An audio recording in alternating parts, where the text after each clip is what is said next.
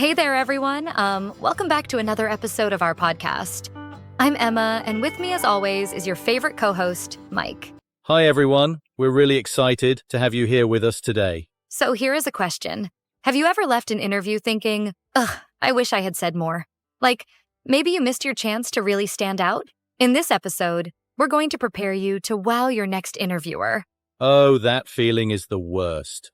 We'll dive into some practical tips, share key language strategies, and guide you through examples to help you shine in your next interview. And don't forget to subscribe to stay updated if you are new here. So grab a drink, get comfy, and let's begin. Guiding words. All right, before we dive in, let's go over a few guiding words that are super important for today's episode. Sounds good. Let's do it. First up, interview. Emma, what is an interview? Interview. So an interview is that formal meeting where the interviewer asks questions to, evaluate if the candidate is a good fit for the job. It's kind of like a conversation, but with more structure and purpose. Exactly. And, it's also your chance to show your personality, not just your qualifications. Yes. And also, interviews are all about making a connection. Next word, we have job. Yes. A job is the position or role you're applying for. It's the work you do in exchange for, well, getting paid, and hopefully enjoying what you do. Right. And a job is more than just the tasks you perform. It's also about how you fit into the company and grow in your career. How about candidate? Candidate, that's the person, you, who's being considered for the job. It's important to, think of yourself as a strong candidate during an interview. You know, someone they can't wait to hire. Being a candidate isn't just about applying. It's about standing out as the best person for the role. Confidence is key here. Now, let's talk about resume. Emma, resume. What is it? Your resume is like your golden ticket. It's a document where you summarize your work experience, education, and skills. It's your first chance to impress the interviewer, even before you meet them. Absolutely. A well-polished resume can open doors. Oh, and tailoring it to the job you're applying for. That's a game changer. Next up, qualifications. Qualifications. Those are the skills, certifications, or experiences that, make you a great fit for the role. Think of them as the boxes you check for the job requirements. Exactly. And when you highlight your qualifications, it's also about showing how they make you unique compared to other candidates. Last one, experience. Experience. Experience is all the knowledge or skills you've gained from previous jobs, internships, or even volunteering. It shows what you've done before and how it's prepared you for this role. Right. Experience isn't just about the past. It's about how you can apply what you've learned to make an impact in the future. Okay, now that we've got those words covered, let's jump into a little story to see how these terms work in real life. Let's do it. Hi, David. Thank you for coming in today. How are you doing? Hi, ma'am. Thank you for having me. I'm doing well, a little nervous, to be honest, but also really excited about this opportunity. Oh, that's completely normal. Interviews can feel a bit daunting, but it's just a conversation. Let's start with something simple. Can you tell me a little about yourself? Sure, ma'am. So, I have a background in project coordination with over 3 years of experience managing timelines and delivering results in fast-paced environments. In my previous role at Tech Solutions, I worked on cross-departmental projects, ensuring teams stayed aligned and met deadlines efficiently. That's great to hear. What would you say is your greatest strength? I'd say my greatest strength, ma'am, is my ability to stay organized and calm under pressure.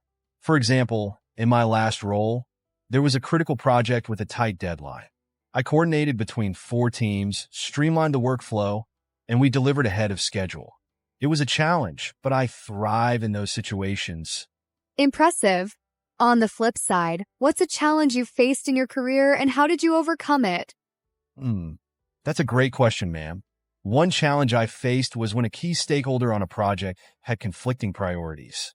To resolve it, I scheduled a meeting to align on goals and timelines, which helped us find a solution that worked for everyone. It taught me the importance of clear communication and adaptability. Thank you for sharing that. Now, looking at this role, what does success look like for you? For me, success would mean contributing to the team's goals, streamlining processes, and building strong relationships with both colleagues and clients, ma'am.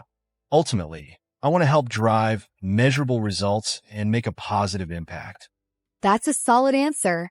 Before we wrap up, do you have any questions for me? Yes, ma'am, I do. Could you tell me more about the team I'd be working with and the kind of projects I'd be managing? Of course. Our team is collaborative and highly driven. As for projects, you'd primarily focus on improving our workflow systems and delivering high-impact initiatives for our clients. That sounds amazing, ma'am. Exactly the kind of challenge I'm looking for. Great. Thank you so much for coming in today, David. We'll be in touch soon. Thank you for your time, ma'am. I look forward to hearing from you. All right, now that we've heard David's job interview, let's talk about some of the key phrases and questions from that interview. Key phrases. Emma, let's start with the first question. Can you tell me a little about yourself? How would you explain this one? Sure, Mike. This is such a common opening question. It's basically asking the candidate to give a brief, professional summary of their background. You don't need to share your entire life story, just the highlights that relate to the job. Right. And I think what David did well was that he kept it focused on his experience and skills, like project coordination and managing deadlines. Next, what would you say is your greatest strength? Emma, how can someone approach this? Oh, this one is about self-awareness. You want to choose a strength that's relevant to the role and back it up with a concrete example. For instance, David talked about staying calm under pressure and shared a specific situation to prove it. Exactly, and sharing examples helps make your answers more memorable. Exactly. All right, the next one is, what's a challenge you've faced in your career and how did you overcome it? This one can trip people up. What's your take, Emma? This is where storytelling comes in. The goal is to show that you can handle difficult situations. David talked about aligning conflicting priorities, which demonstrated his problem-solving skills and adaptability. The STAR method, situation, task, action, result, is great for structuring this answer. Absolutely. And staying calm and focused when answering is key, right? Right. Moving on. What does success look like for you in this role? I think this question says a lot about the candidate's perspective. Emma, what's your advice here? It's an opportunity to show you've thought about how you can contribute to the company's goals. David did well by mentioning measurable results, teamwork, and building relationships. It shows he's not just thinking about himself, but also the team. Yeah, and it's always a good idea to align your answer with the company's values or mission. Absolutely. Finally, do you have any questions for us? This might seem like a simple one, but it's so important. What do you think, Emma? This question gives the candidate a chance to learn more about the role and show their interest. David asked about the team and projects he'd be managing, which shows he's already thinking about how he can fit in and contribute. Spot on. And it also leaves a strong impression when the candidate is genuinely curious. All right. Now that we've broken down those key phrases, let's move on to some tips for acing your next job interview. Let's do it.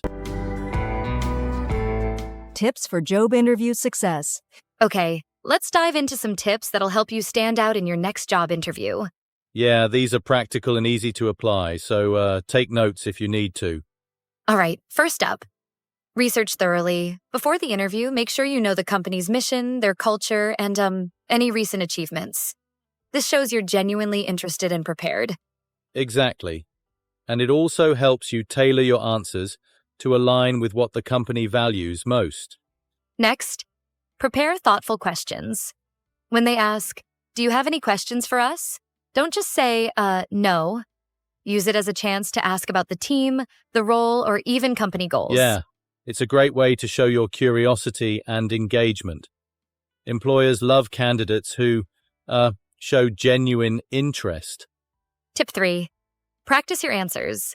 Rehearse with a friend or even record yourself.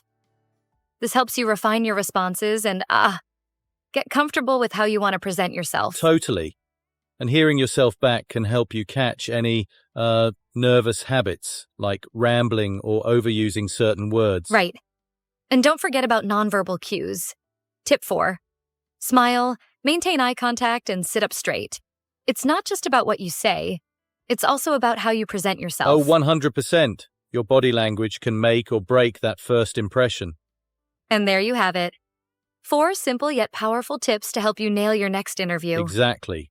Now, stick around, because up next is our tip of the day, and it's one you'll definitely want to remember. Tip of the day. All right, it's time for our tip of the day, the STAR method. Mike, want to explain it quickly? Sure. STAR stands for situation, task, action, and result. It's a great way to structure your answers for behavioral questions in interviews. Exactly. Set the scene with the situation, explain the task, describe the action you took, and end with the result. It keeps your answer clear and impactful. Yep, and practicing your STAR stories ahead of time will help you sound confident and natural. For sure. It's a game changer for nailing those tough questions. Audio recap. Interview. A formal meeting where a candidate is assessed for a role. Example, I have an interview scheduled for Friday with the hiring manager at TechCorp. Resume. A document summarizing a candidate's education, work experience, and skills. Example, make sure your resume highlights your key achievements and is tailored to the job you're applying for. Candidate. The person being evaluated for the job. Example, the company is looking for a candidate with strong project management skills. Qualifications. Skills, certifications, or experiences that make a candidate suitable for the job.